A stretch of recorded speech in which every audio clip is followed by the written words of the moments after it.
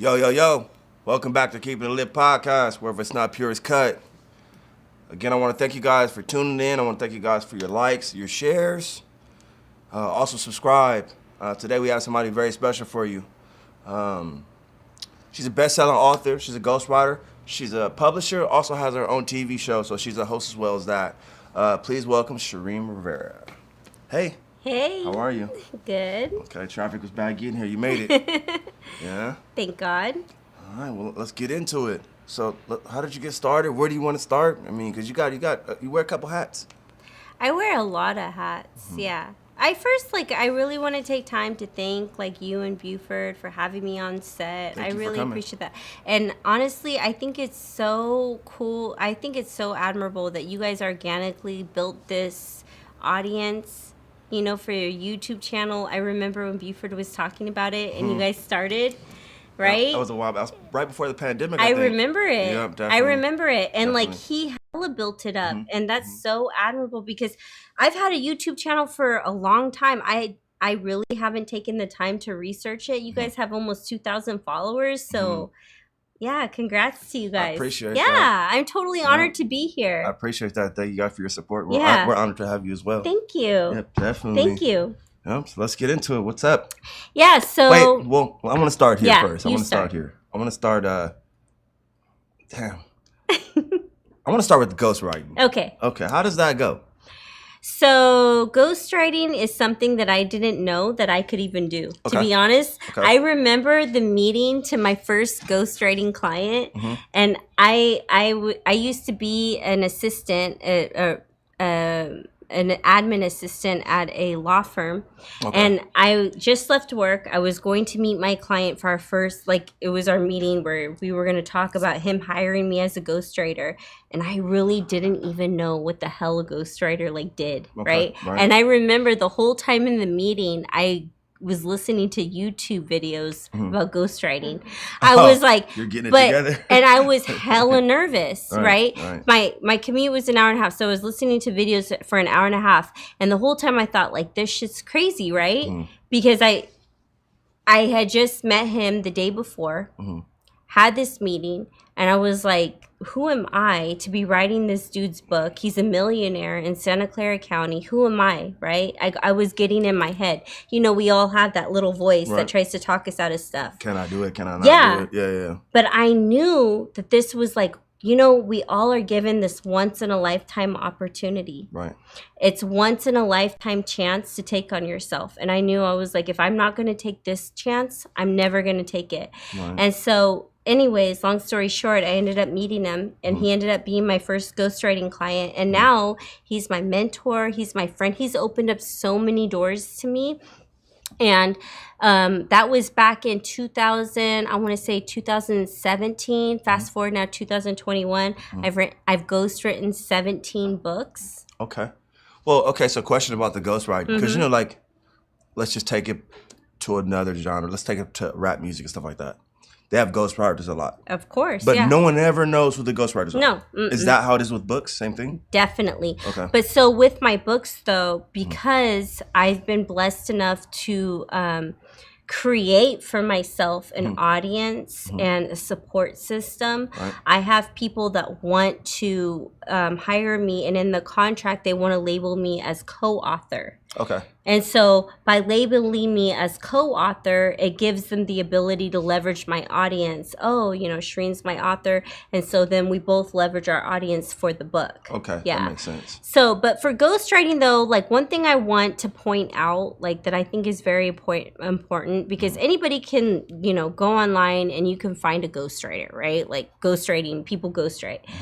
The thing that distinguishes me, right, from other ghostwriters is that I have truly been able to tap into the gift of empathy. Do you know what empathy is? Yeah, definitely. A lot of people say they're empaths, right? But a lot of us empaths, we think that it's a weakness because we're very sensitive and we feel people's energy and we don't know what to do with that energy. We're like, what do I do? So my whole life, I really did think that it was a weakness, that I was so sensitive. the first time I considered that a strength was when I was able to listen to somebody's story and take notes and about how I felt when they were telling the story, and be able to write what they told me in a manner that conveyed their feelings through the experience. And I remember the first time I sat down with my first ghostwriting client and I read him what I wrote, and when I looked up, he was crying. And I'm talking about, this is a very successful like entrepreneur in Santa Clara. He was crying and he was like, how did you do that? It was like you were in the room with me. Right. And that's when I knew, like, I have something here. Like I found my purpose through it all, right? Like I can now tap into this thing that I thought was a weakness, and it's really my strength. So now I know when I'm around people and I feel like stress or I feel angry and I don't know why, oh, it's because I'm an empath and I'm picking up people's emotions. I understand that. Right? And now I can connect with people. I'm like, hey, why are you stressed? Why do you feel this way? You know? Right. So that's the difference. And so my sessions and my business, it's more than ghostwriting. I really I connect with people on a different level, and people trust me with matters of their heart. I've had people share with me, because, you know, my clients sign NDAs. I sign an NDA with my client. Right. So my clients share with me like secrets that course. they've never shared with anybody. You can never disclose them. Yeah. Right. You know, like I'm talking about their deep, dark secrets. Right. And this is something I don't take lightly. To me, this is an honor that God has given me. And so one thing I wanted, like, that just came to me though before we started this whole thing, and so when I first started ghostwriting, right, like I was in a really different space than I am now. I was a totally different woman. And I remember having like this aha moment when I got this job ghostwriting for a billionaire in Santa Clara County, right? And I remember I was sitting and this guy is just like telling me about basically how to be successful. And I remember leaving his house and sitting in my cart and crying and thinking like, oh my God, I just got paid for this 89-year-old billionaire to tell me how to be successful. Like if that is not spirit, like guiding you and filling you up, right? But why that came to me was because I feel like you're in the same exact position. Like you're in this space right now that you get to be like exposed to all these people that get to tell you the secrets of life and fill you up, right? And that's how I feel every single day that I go to work. I get to sit here and I'm like, man, I'm really getting paid to sit here and listen to people like tell me their secret. Yeah, I mean, yeah, it's kind of the same. Like, not necessarily the secrets, but like just sitting here and just hearing people's different stories. Their seeds that come up. Yeah.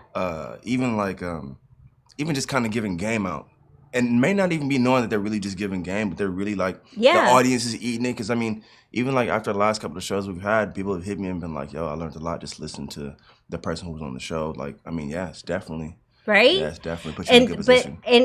But I had been doing that for a minute, but it didn't hit me until that older man was really like talking to me, because I knew he didn't have a long time to live. Okay. And this was the first time he was sharing his whole story with anybody. Right. And I came in my car and I started crying because I was like, who am I?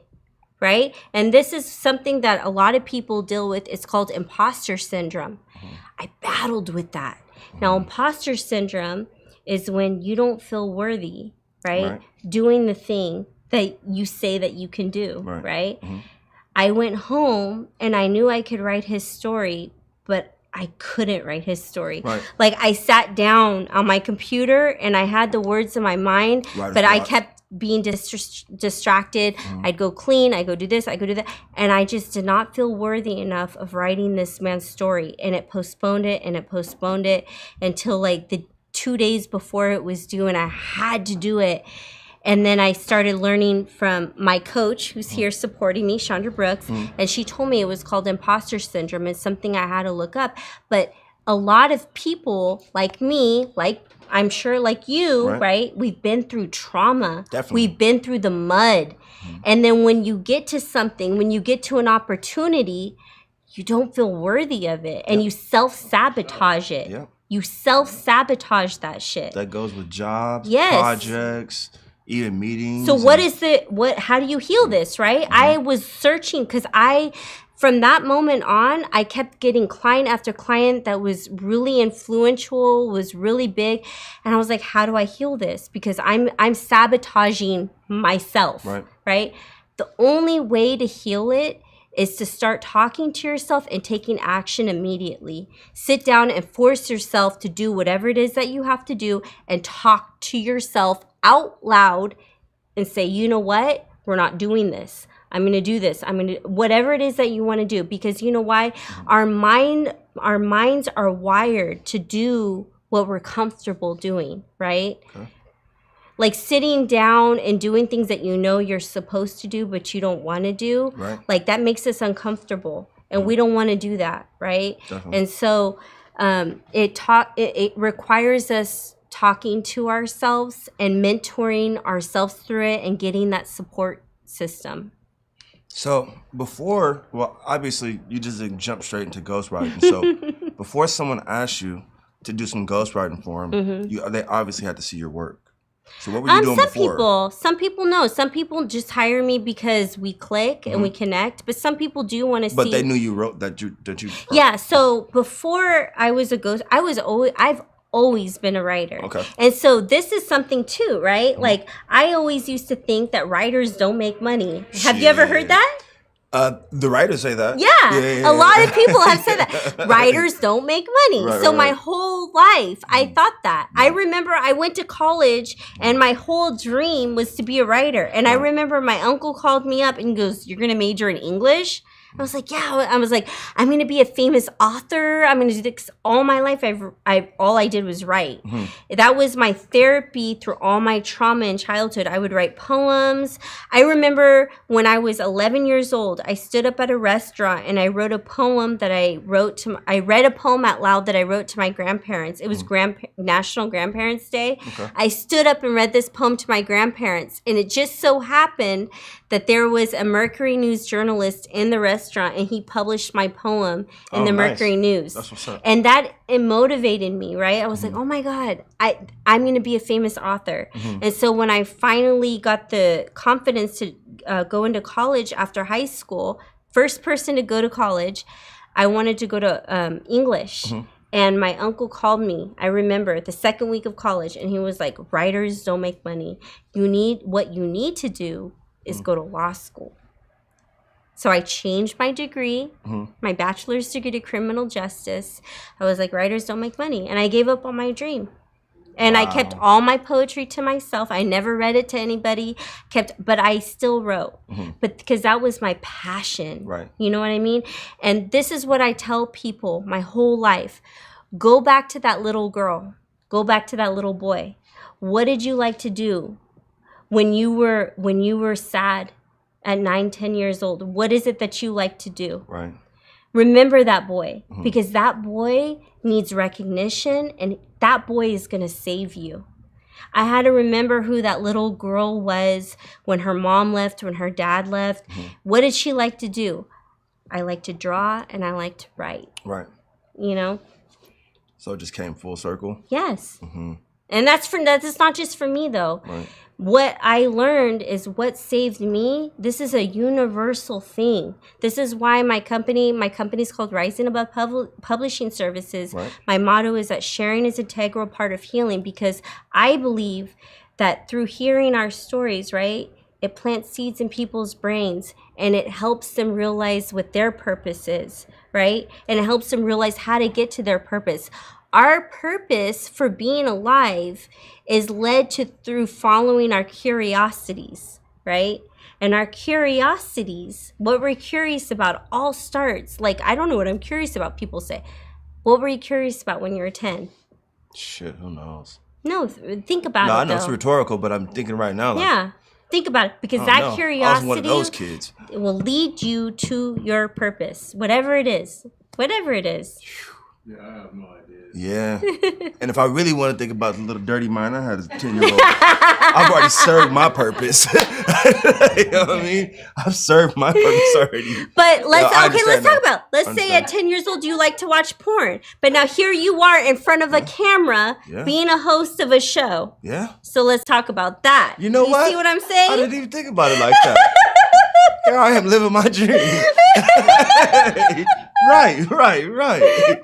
Yeah, nah, but I totally understand what you're saying, though. I totally understand. Mm-hmm. Hey, that's hella funny. So we're going to take a break. Hey, yeah, we'll be right back. Keep It Lit podcast. If it's not pure as cut, we'll be right back with Shareen Rivera.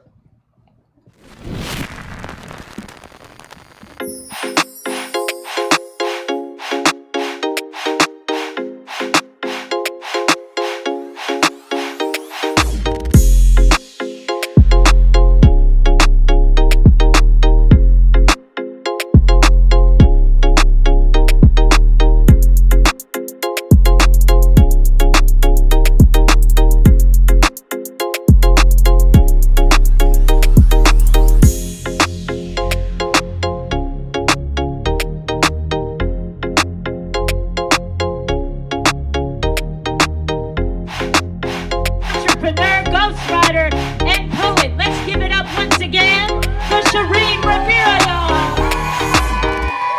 Do you guys know what this is? This is the insurgents of the woman's wave.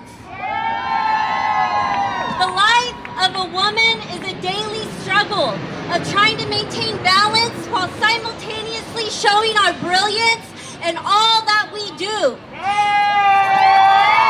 Staying true to who we are can get lost and distorted with the power of media.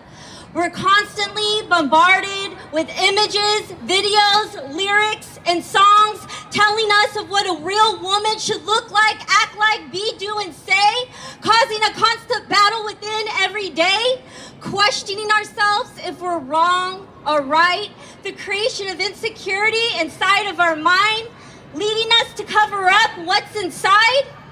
Even the confident feel the need for public display, getting that fake validation of how pretty, sexy, and independent we are is all that seems to matter in this day of age.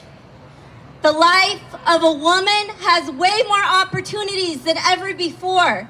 The struggles and suffering from women before us have led to many doors open ahead, yet we're beaten down and demoralized by media and songs that lead society to think that they are right and us strong women are wrong. Men rule the world, they say, but that is not a motto that no longer pertains.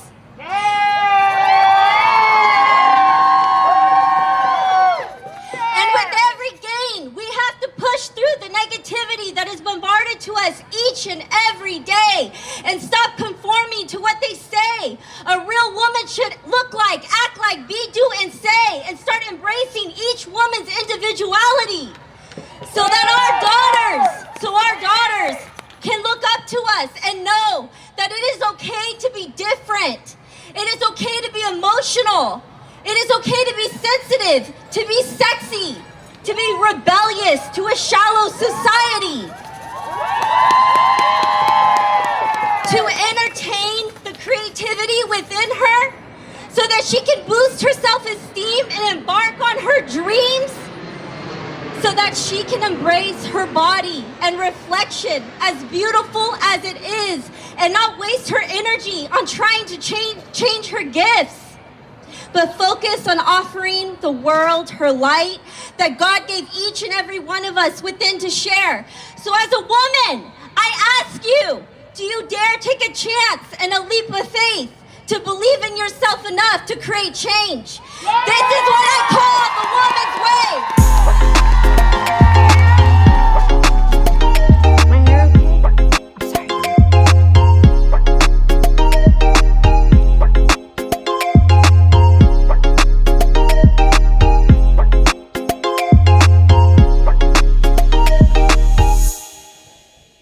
Yo, we're back. Keeping It Lit podcast. If it's not pure as cut, we're back with Shareen Rivera. So we left off still talking about your ghostwriting. Quick question. A lot of people were going through a struggle last year and a half. Damn near going on 2 years right now. Pandemic was crazy. people weren't able to work. Like, what was your struggle like going through the pandemic doing what you do? Because I know it's hard. I know it's easy to Zoom and like, you know, you guys could do that. But like, as far as being person to person and sharing your information that you have, how hard was that for you? So 2019, I actually was, I took a risk on myself and I quit my job. I had no job when the COVID started. Oh, shit. All right. Okay. Let's go. I had no job, Okay. but I had a support system. So I got a coach. In 2019, she's here supporting me, Chandra Brooks. Right. I joined the Powerhouse Academy. So the group of women part of Powerhouse, they supported my business, right? So I had no job though. Okay. And so wait, how did you get your coach with no job and no income? I got a coach when I did have a job. Okay. And so, but then I quit my job because that's a whole other story in itself. Like, I felt the calling. There's a lot of things that led up to. Remember, we were talking about in the video. Right. But I want to talk about COVID because COVID, I was taking care of my grandma who was very sick. She moved in with me. Right. I had my children. I was going through a breakup, so my boyfriend moved out with his kids. So it was just me, my grandma, my kids, and my deaf uncle. And my grandma ended up getting diagnosed with dementia. Okay. And I had to put her into a nursing home during COVID. So for those of you that don't know, people that go into nursing homes during COVID, you can't go visit them. Right. Right? Yeah, there's a lot of people passing away in nursing homes by themselves because they can't get visitors. Yeah, my grandma ended up dying of COVID in the nursing home. Sorry to hear that. This past January. So it was a whole struggle. So I was in this big house. I had a 3-bedroom house in San Jose. And damn, man, it was a test, right? Like, I almost thought to myself, like, I need to go get me a job. Right. You know, because I'm raising my grandma. I have my kids. My kids are being homeschooled. I have no help. How am I going to do this? And I really had to like look inside of myself and ask myself, do you really want this? Because that's really what it comes down to, right? It's just like if you're in a bad relationship, right? The relationship's bad. How bad do you want it? Do you want it bad enough where you're really willing to put the work into the relationship? Or do you want to, you know, step out, let it go, and start new? And that was where I was at. I was like, how bad do you want this? Right. And yeah, because there's a lot of factors in there. It makes you, entrepreneurship makes you face yourself. It holds a mirror in front of yourself and you're like, okay, I see my weaknesses. I see my strengths, but I see my weaknesses.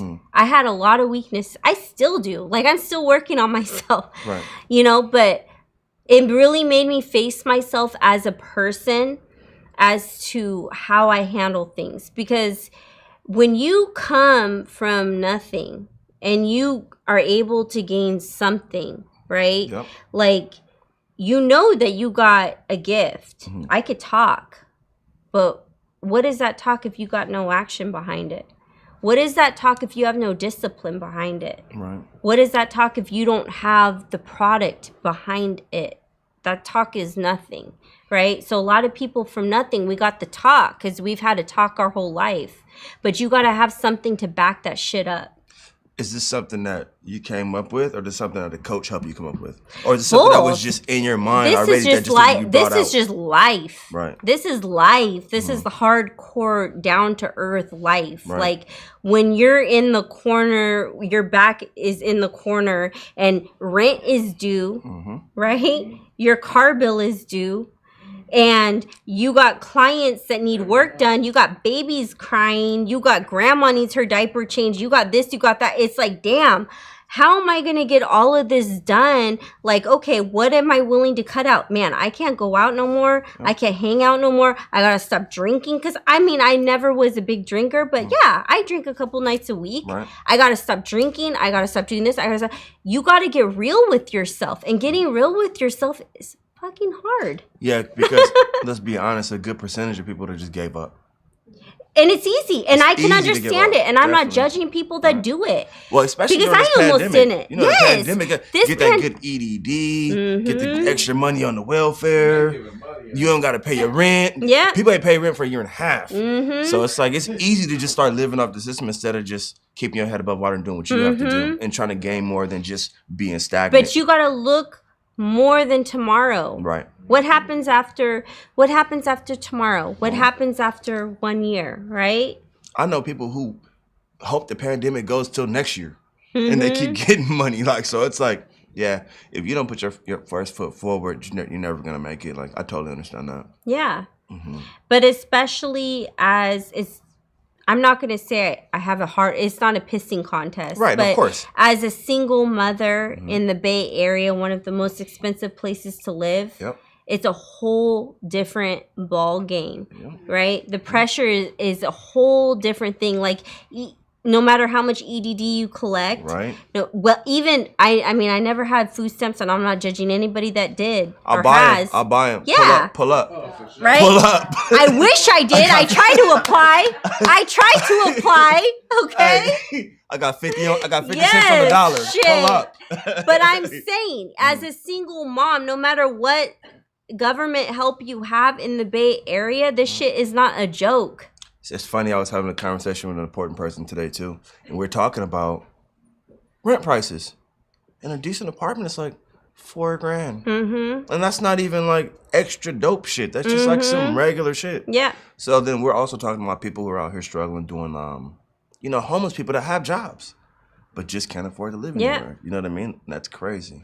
But also, what it comes down to, Bula, is that so many of us, and this is just like basic, but so many of us were never taught the meaning of money. Right? Like, growing up, like, I didn't know how to balance a checking account. I had no idea. When I had money, I just spent my money. Like, I got money. Like, I cashed my $1,200 check. I got $1,200. Nobody taught us how to. Why isn't this taught in high school? Why isn't this taught in school? See, that's crazy. Like, so they should definitely change the curriculum as far as that. Yeah. Like with my daughter, she's about to be 13. 12 years old, she had a credit card.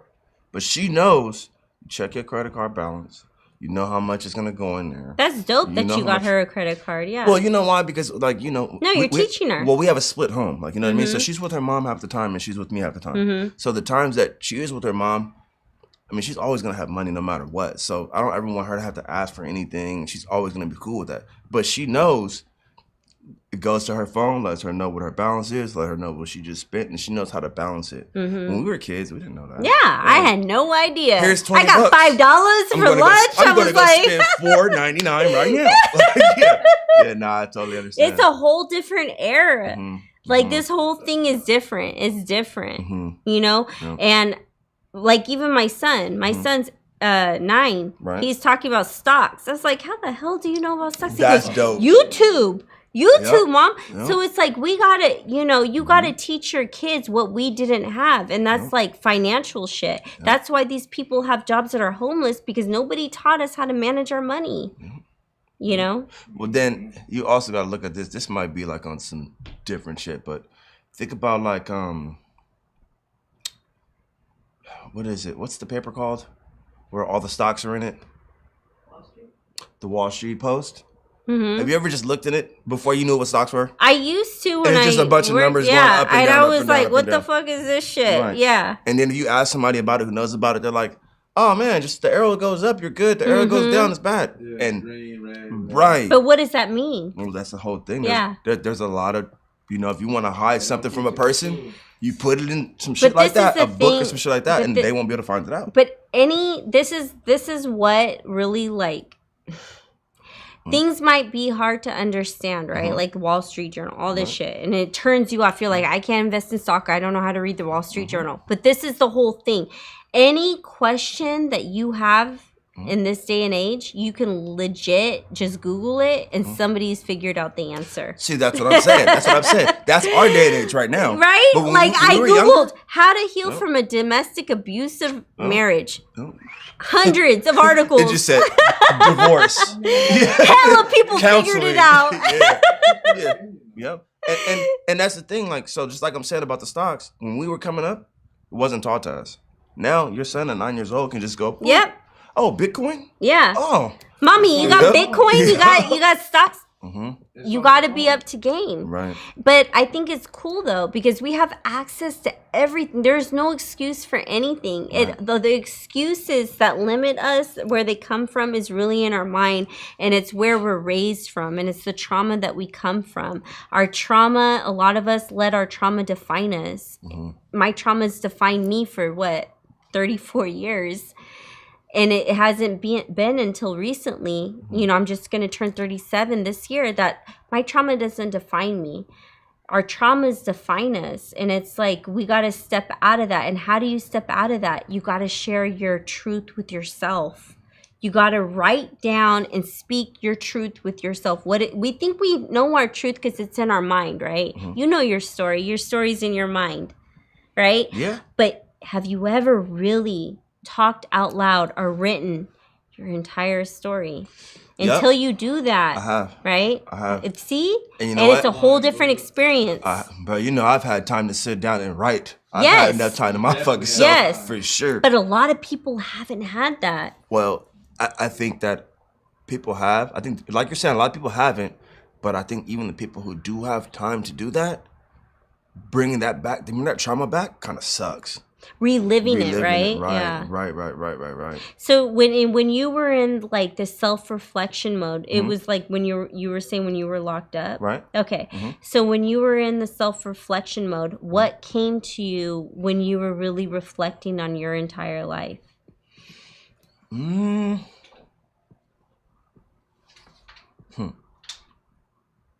Okay, so for me, it didn't start as far as like just reflecting on my life. It just kind of like growing up as a child and things that are going on around me.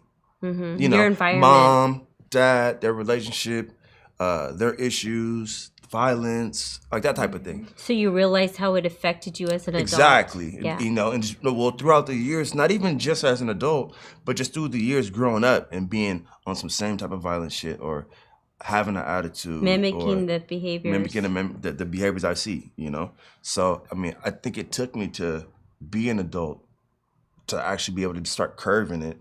But coming up youngster, like I'm out So there. when you were locked up and you were gaining, self-reflecting and you gained that awareness of yourself, do you feel like it was healing for you? To have that awareness about yourself, like now that you're out and you're living that life and you have this awareness about yourself, do you feel like it helps you? So now, yeah, but at the time, sitting down like that and having all that time on your mind and just having a clear mind to be able to think about everything, honestly, where you're sitting down at, that's not something that you really just want to be reflecting on. Yeah. But it's just painful. It's painful, right? So then when you come home or now you're just moving on with life, it's kind of something that you just want to push to the back of your mind because you don't want that to keep reflecting and then, I can't say it's going to keep you doing the same thing, but it's just not something you want to keep thinking Yeah. about. Like, I never want to just keep thinking about negative things. Yeah. If I think about anything negative, I'm usually trying to push that away and bring the positive out of what I got out of that situation. Therefore, I don't have to think about it like that. Yeah. I don't know if that makes sense, but... But now that you're out, though, Right. you have that awareness, and don't you feel like it helps you? Well, yeah, because now it changes the pattern of the behavior for sure. Yeah, definitely. So this is Definitely. why sharing is an integral part of healing, right? Right. Because you've shared your truth with yourself. Right. A lot of people haven't given themselves the time or space to be honest with themselves. We keep ourselves busy. We keep ourselves busy with work. We go out with friends. We get in relationship after relationship. And we don't give ourselves any time to sit still and be real with ourselves, right? Well, that's just like the guy you said you did the ghostwriting for in your first client. That's like he talked to you. And he was able to say everything he had to say. But then when you read back what you actually heard him say, it's different. Like now it's kind of like, damn, like, you know what I mean? I really went through that. Yeah. Yeah, that's a trip. It is. And that's why, like, for me, just remembering where I came from, it really is an honor for people to trust me and sit and tell me and share these kinds of things with me and and see them have these aha moments with themselves. And like, it's an honor because these are life-changing things, right?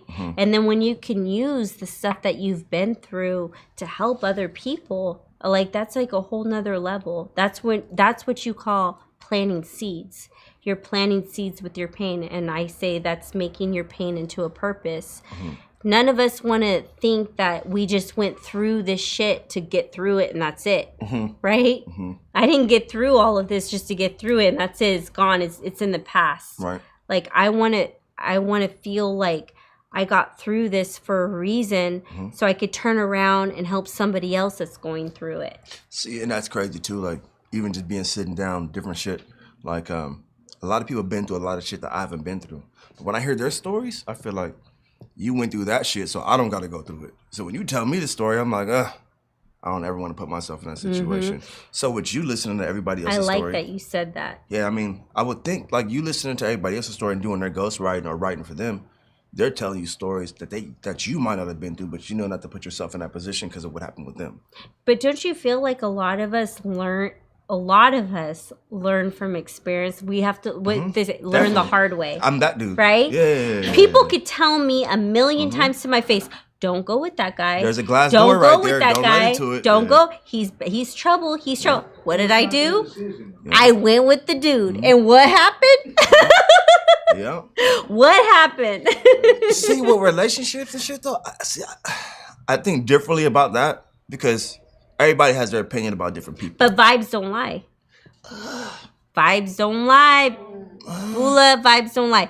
You can tell people by the vibes. And I'm not saying judge a book by its cover, but vibes don't lie. If there's red flags all over the place, right, and you decide to ignore the red flags because you're stuck on your vision that's in your mind, those red flags are going to end up slapping you in the face. See, I don't know. You really can't say that because you got to give it enough time. Think about this. You walked in today and like, boom, we're hard to have work trying to get things done. And you're like, yo, like, I know it probably gave off a bad vibe, but it really wasn't like that. And now here we are chilling.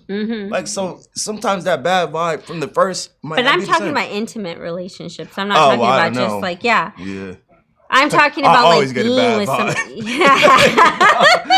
That's a whole nother conversation. Right. Self-sabotage. Right. But anyways. Right. Hey, we'll be right back. We're going to take a break. We'll be back with Shareen Rivera. Keep it lit podcast. If it's not pure, it's cut.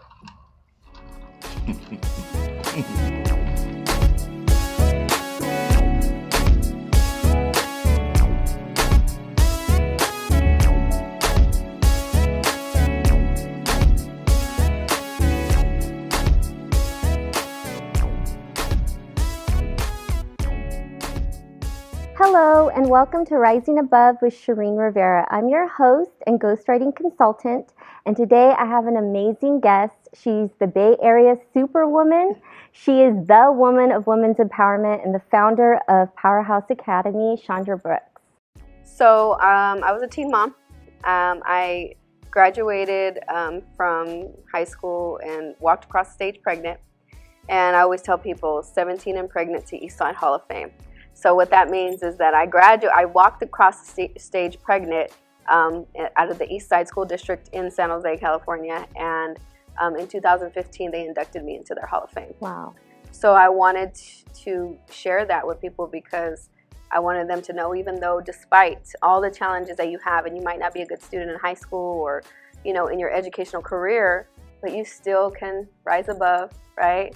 And still accomplish many things. You know, life wasn't easy. I was exposed to a lot of drugs and gangs growing up in a barrio of Los Angeles. I grew up in a barrio called Highland Park. It's about 5 to 10 minutes away from downtown Los Angeles. We have Boyle Heights, Echo Park.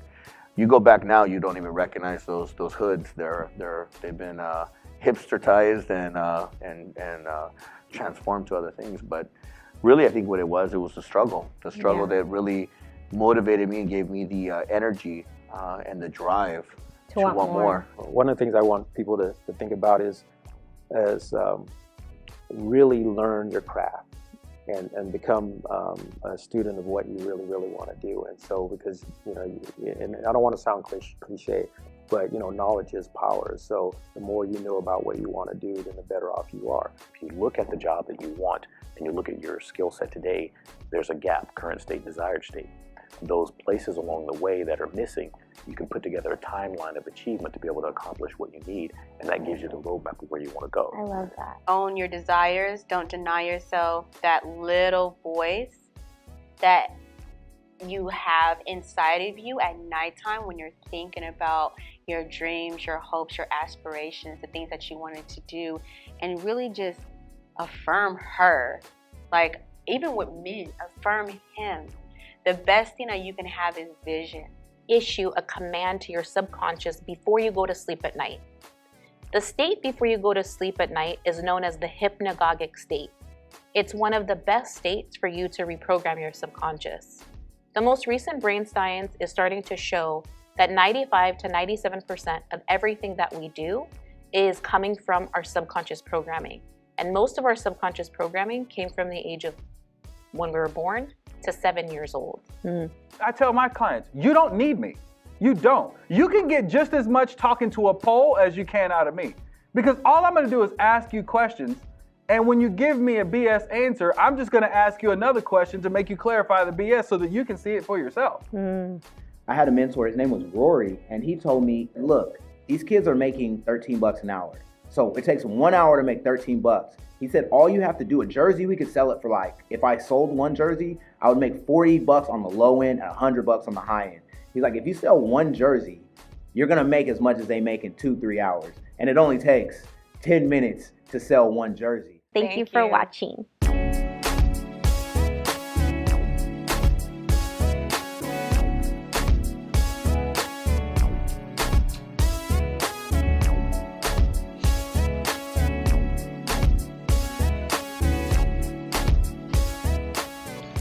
Yo, we back.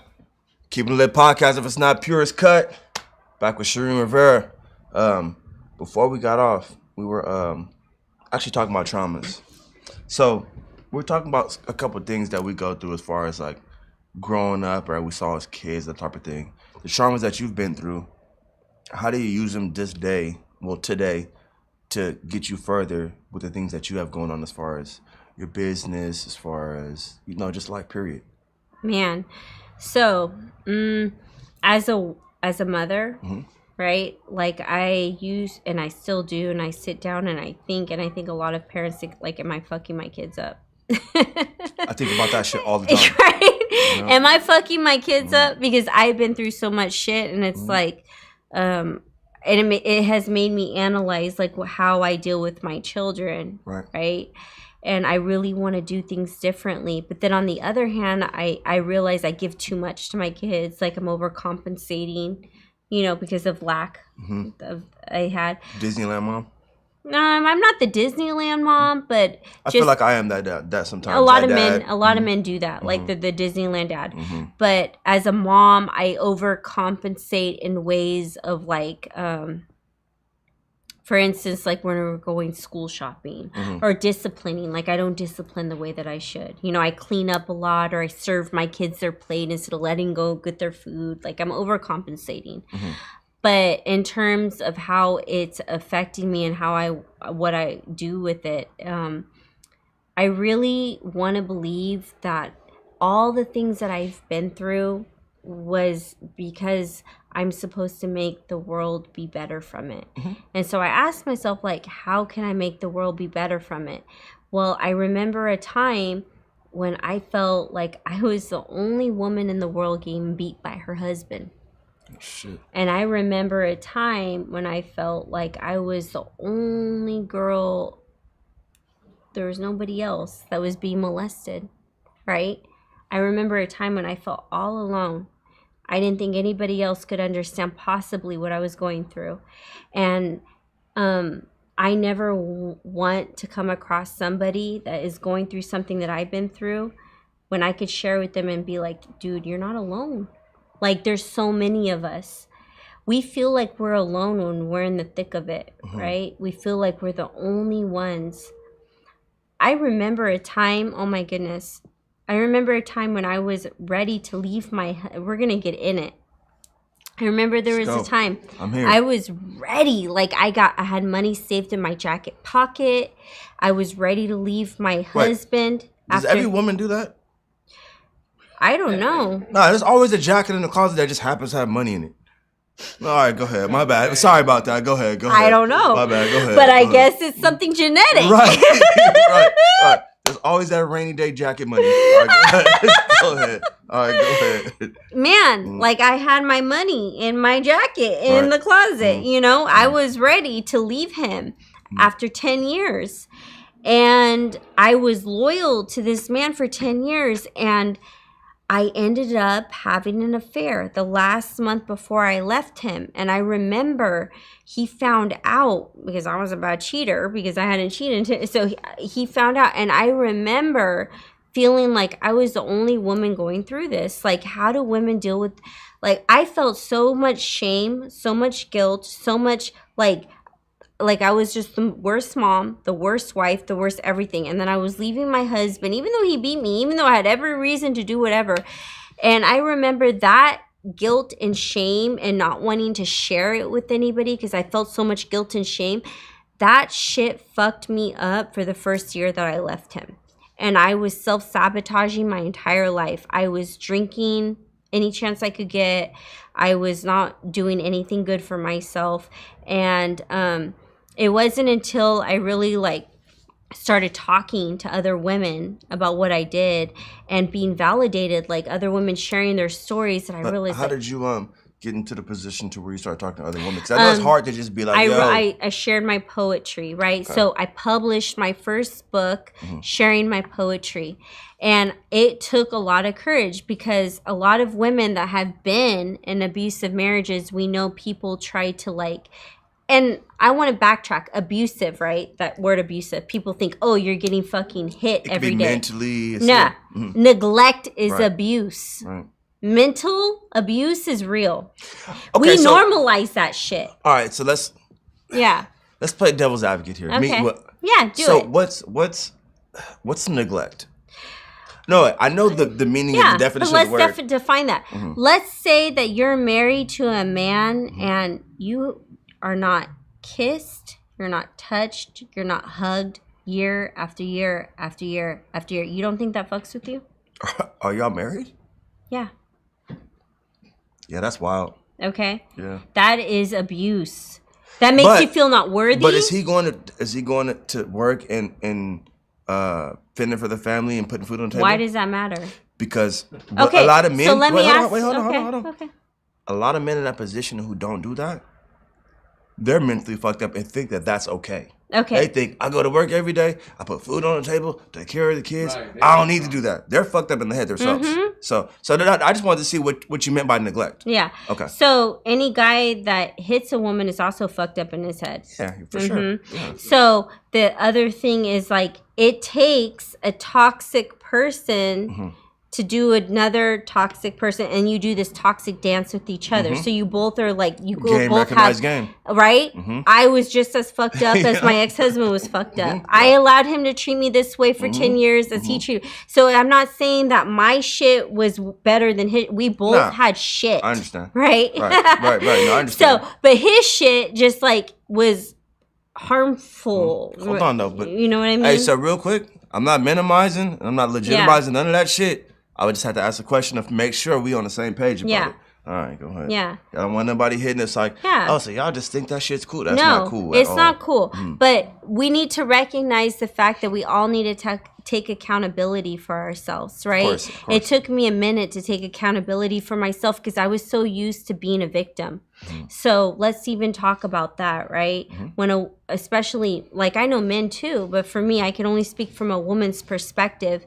I was raised to be a victim my entire life. Right? Like my grandparents raised me, and my grandma used to say, oh, I feel so sorry for you. Like your parents left you, your dad doesn't want you, So I was raised to feel sorry for myself. So I subconsciously, my mind was wired to choose people that are going to treat me wrong so I could be a victim. And I stayed in this relationship because it kind of fed this thing that I had of being a victim. I was addicted to being the victim. Well, have you ever heard that term that when things are too good to be true, it probably is? Yeah, that's 100% for sure. Yeah, but it's not real. You don't think so? No, because Explain this to me. No, because I will tell you so many circumstances. I'm like, because you grass is greener. self-sabotage it. No, not even that. Like what you believe, I guess it depends on what it is. you believe to be true is true. So, right? If you believe your friend says this dude is a piece of shit, but you believe him not to be. But what you believe in your mind, in my mind, he wasn't. And then until I saw my children experiencing it, but my truth, my reality was real, right? So if you think to yourself that this is too good to be true, what is your mind going to do? You're going to sabotage it so that it's not good anymore. You're going to sabotage it because you're going to treat it like it's too good. Like, this is not real, so why am I going to take care of it? Why am I going to take care of this? I think that's case by case, though. I don't think that you can just ballpark it like that. I think that if you wanted to do like a case study, more than likely you're going to find that a lot of people self-sabotage their own happiness. Like if I called you today, because we're wired that way. I know we're talking about something totally different. We're talking about life. But if I called you today and said I had a $1,500 laptop for $200, would you be like, that's too good to be true? Or would you be like, I'm pulling up? I would be like, what's going on? Why are you selling it for $200? You're sabotaging it. No, but I think that, but in terms of like, in finding your information, I think that is important. Right. But I think that automatically, let's say if I was going to be like, what's wrong with that? That computer's fucked up. Why are you selling it for $200? Not even giving it the time of day. I'm sabotaging myself out of maybe getting a $2,000 computer for $200. Right? I'm not even asking questions. Like, I'm turning away because it's too good to be true. Maybe you just need to get rid of the computer because you have 10 other computers, right?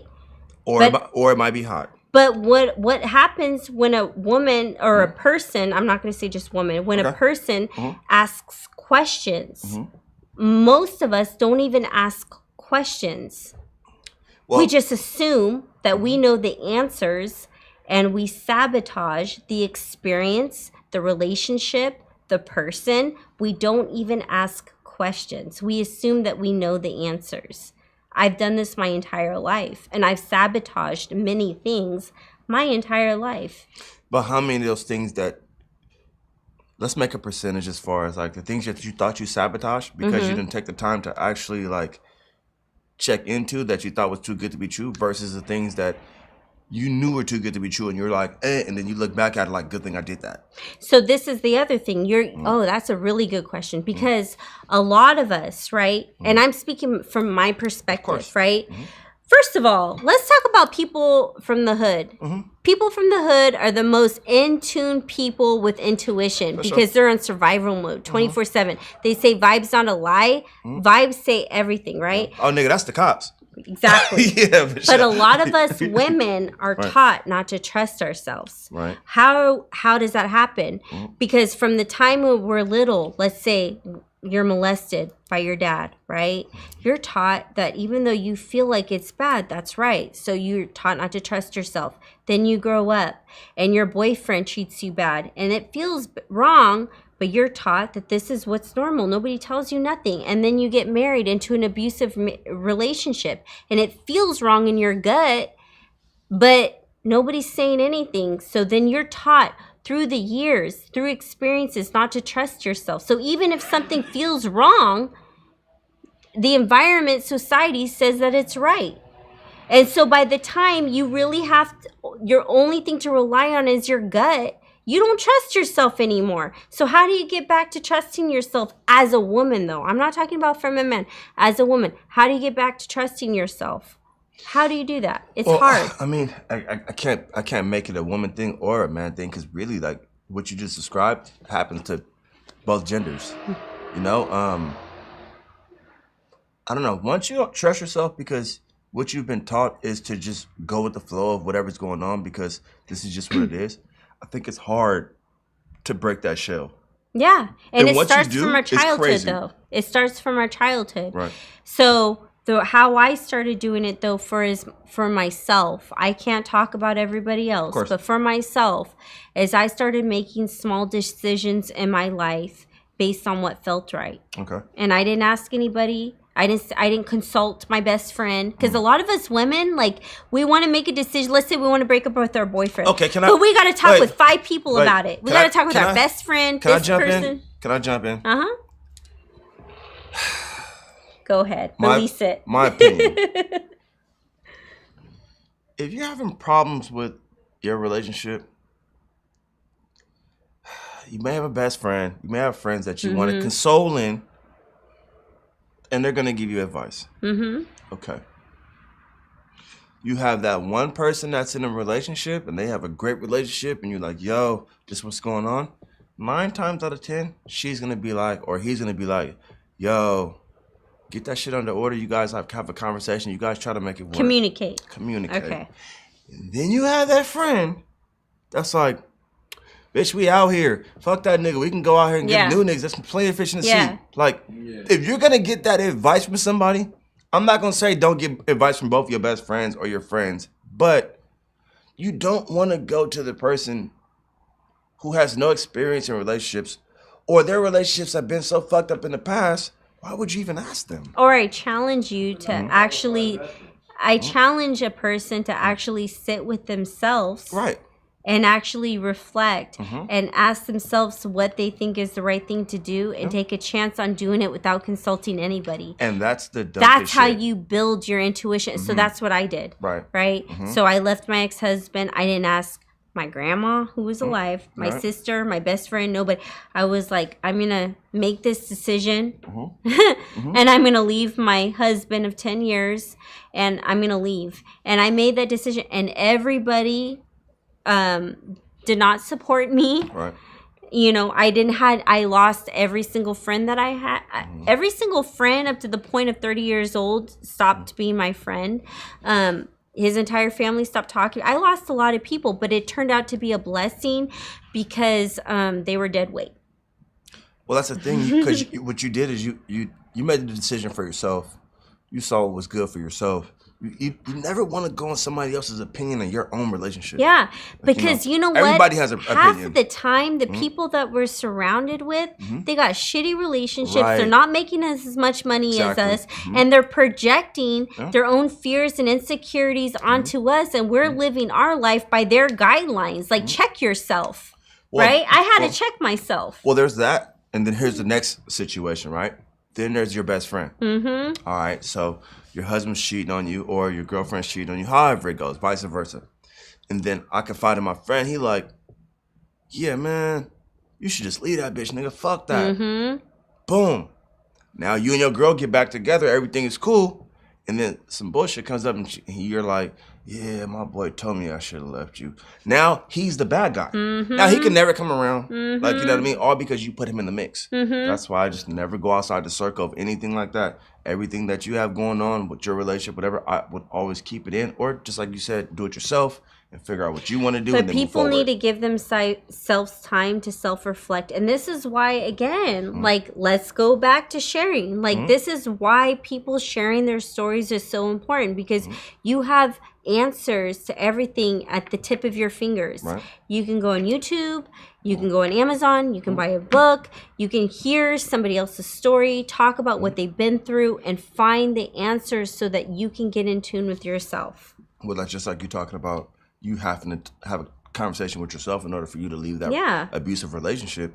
Like, that's like you writing a doc about yourself and everything that you've been through. Somebody can read that and be like, you know what, instead of putting all my shit out there, maybe I should just have an inner talk and decide. And that's, sometimes there's teachable moments without even knowing that that's going to be right in front of you. Exactly. That makes sense. And we all have those moments. Definitely. Like, we all, it's just what do you do with those moments, though? You know, it's uncomfortable. You know, it's not easy. I'm not going to say, oh, once you have that moment with yourself and you realize the truth, like, everything gets so easy and it's so lovely outside. No, it's hard and it's uncomfortable and you struggle and, you know, you're forced to, like, really be lonely. You feel lonely a lot. And that's why it's important for people to share their stories, because there's so many people going through things like that feel lonely, and we feel like we're the only ones that are going through it. And there's so many different, I can just talk about like all these different topics that people don't talk about that need to be talked about. Stories need to be told to help other people. Well, we're going to come right back. We still got some more information for y'all. Keeping It Lit podcast. If it's not Purest Cut, we'll be back with Shareen Rivera. That the federal government not put a cent in this city unless it decides to face the realities of desegregation. You know, I'm not angry at them. I'm angry at the system.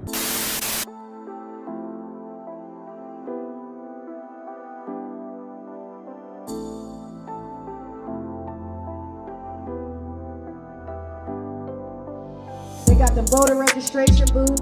We also have my girl Natalie who's running the voter registration booth. We've got the census here. And I mean, that's the thing, y'all. If you're not registered to vote, register to vote. City Hall is right down the street from the African American Community Service Center. Sam, the police chief, all of you over here taking pictures, wanting to get a photo ops, you know, and they've done this and done that. You ain't done nothing. Because you look at City Hall and your office and what you got.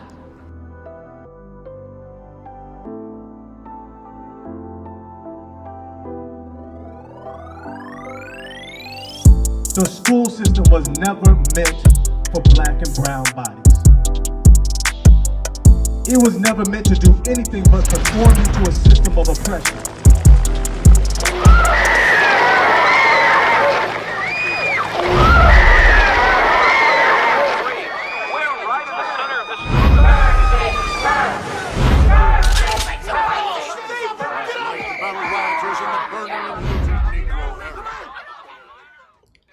Yo, back. Keeping It Lit podcast. If it's not Purest Cut, been talking about some real shit today. Again, thank you guys for liking, subscribing. Thank you guys for tuning in. Yeah, we talked about some trauma today. Got a couple things going on. We still got some more information for you. We still got merchandise coming for you guys. What else we got? Shit. Oh, we still about to go to Patreon. So you guys are going to have us on different platforms. So make sure you guys go subscribe again. Make sure you guys go share. Make sure you guys go like. Also go to our Facebook business page, which is also Keeping It Lit. Make sure you guys hit our IG, which is also Keeping It Lit. Make sure you guys go to my page as well. Bula Scorching Jerkies. Next week when I come on here, I'll make sure I have some bags of jerky with some flyers. You guys can order it. I'll send it to you, or you guys can pick it up. But I'd rather just have it delivered to y'all because I don't want y'all coming to my house. But until then, what we will do is keep you guys innovative of what's going on. And thank you guys for tuning in. I think in a few seconds, we're going to get back to talking to our TV show host, ghostwriter, and best-selling author, Shareen Rivera. Oh, hey.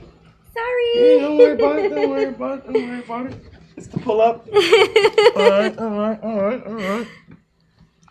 All right, so we back. Shareen Rivera, Keeping It Lit podcast. If it's not Purest Cut. So how can people get into ghostwriting? What's the process? Well, obviously, you can't just go straight into that. What's the process for them to get into it, and how do they start, and, you know? Yeah. So, go ahead. Or publishing, because you're a best-selling author as well.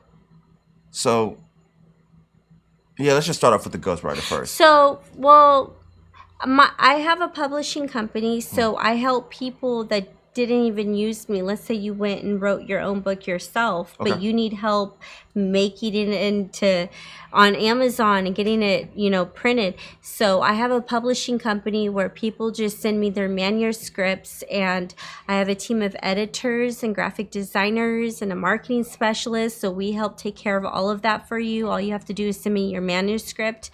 But let's say you have an idea for your book and you don't even know how to get started. You don't even know how to go about writing your book because it could be overwhelming. So I offer services for people where I sit down with them. And I help them figure out, their audience, how to organize their stories so that they can write the book themselves.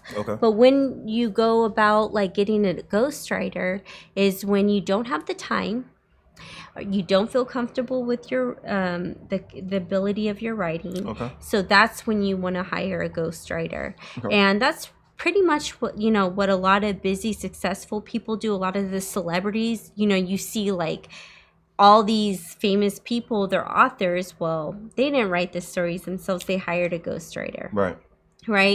But the ghostwriting sessions in the beginning, they really do work like therapy. And so I sign an NDA with my clients, and we sit down, and like the first 3 or 4 sessions is really them divulging everything to me, and me learning not only how they tell a story, but everything about them, so that I can write the story in a way that conveys their message. Okay. So that's that as far as ghostwriting, because I mean, you pretty much explained that pretty well. You obviously, you're a publisher. How can people get their information to you, or their manuscripts to you, or I don't know if you call them manuscripts. What do you call it? Oh, manuscripts. Okay, manuscripts. Yeah. So how do they get them to you for you to look over to decide if you even want to publish them?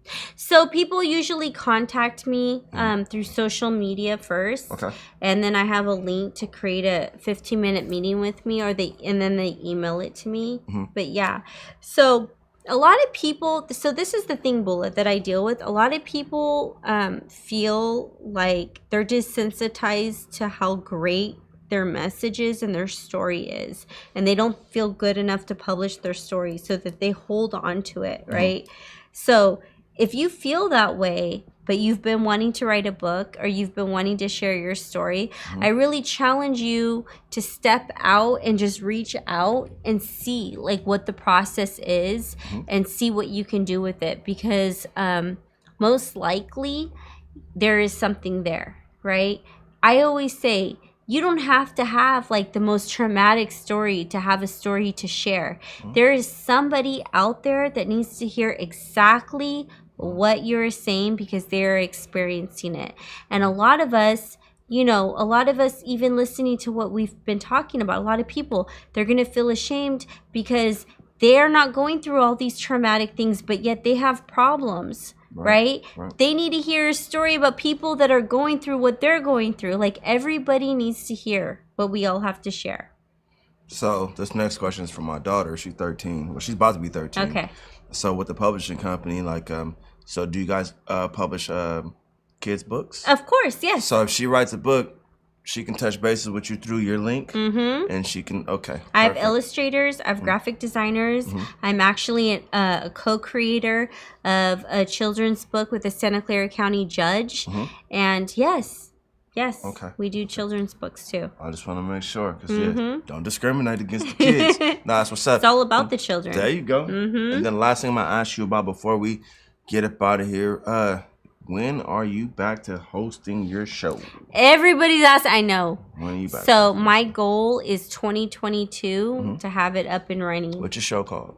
Rising Above with Shareen Rivera. And the whole thing is I have people like how you are, yes, ma'am, that are influential, that are making changes in society, and I just talk with them and I give them a platform to share their message and spread seeds out. I remember, I want to say it was during the pandemic, or a little bit before. We were 6 feet apart, and we all had masks and stuff on, right? And you were shooting at the spot, right? We didn't talk at all. Right. But yeah, no. So you coming back soon? Yeah. All right, cool. Well, Shareen, tell everybody where they can find you. You can find me on all social media under Shareen Rivera, Instagram, Facebook, LinkedIn, Snapchat, all of that. Just Shareen Rivera, and then my website, www.shareenrivera.com, or you can email me under contact me at shareenrivera.com. It was so great having you. Thank you, Bula. I think we put some jewels out there. I think people learned a lot. We covered a lot. You actually put me out there so people know a lot about me that I didn't want them to know about. But that's fine. We ain't gonna edit it. I ain't tripping. Again, thank you so much for coming. Thank you for having me. And we're gonna have you again. Yes. As a matter of fact, you guys got a powerhouse group. We might have to have all y'all here. Yes. Sit down. Let's have a real conversation. That's what I'm talking about. We gotta promote our women out here. Yes. You know what I mean? All right, man. It's Keep It Lit podcast. If it's not Purest Cut, we out of here. We enjoyed a good night with Shareen Rivera. Like, subscribe. Check us out. We'll see you guys next week. Peace. Bye.